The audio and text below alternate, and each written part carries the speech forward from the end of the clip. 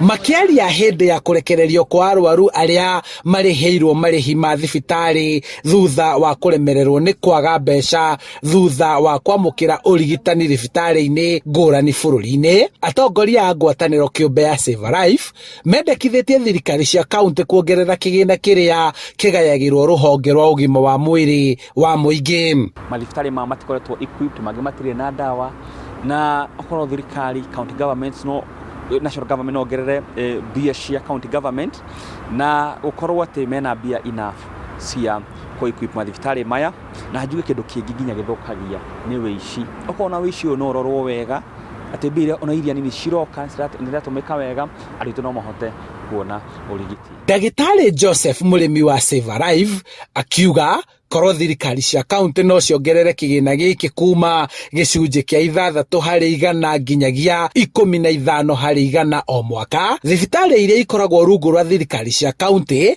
no ihote kugacirithia motungata mao na makorwo makioneka na ihenya thengia ya uria muingi uthiaga thabari ndaihu gwetha urigitani. County government ni igeretie no tu handu hanene muno, koguo magirirwo to work hard niguo to make sure ati mukenya wothe wina thina utari na mbia ngana tari ni arona services cia kurigitwo.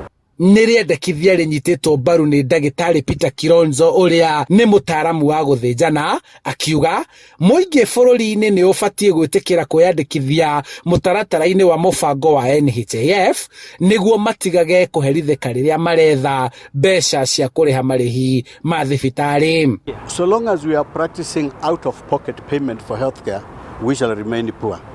You'll buy one cow, then you sell it tomorrow because you are sick. Because sickness cannot wait, and you cannot plan for it.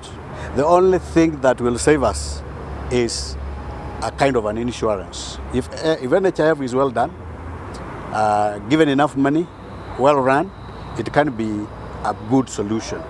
We don't get sick when we have money in the pocket. Akenya aingi matura-ini makoretwo magitetio ni thogora wa iguru uria matungagio riria maramukira urigitani, angi magitua matua ma gucaria utungata uyu nja ya kaunti ciao, undu uria utigaga wa mathinikania na ukia munene.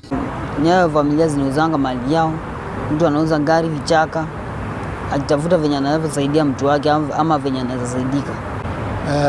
Mbali na kujiandikisha kwa NHIF, ningeomba wasamaria wema wasaidiwe na serikali kwa sababu hawana mapato ya kutosha. Ngwataniro ino ya Save a Life riu ikinyitie andu 1,000 aria ihotete kurihira marihi mao ma thibitari thutha wao kuremererwo ona kana guikara na arwaru aria makoragwo na mirimo ya ndira no makaga hinya wa kimbeca cia kumarigitithia. Tukamwethera mbia cia thibitari, tukamutwara thibitari, tugatigirira ni ahona.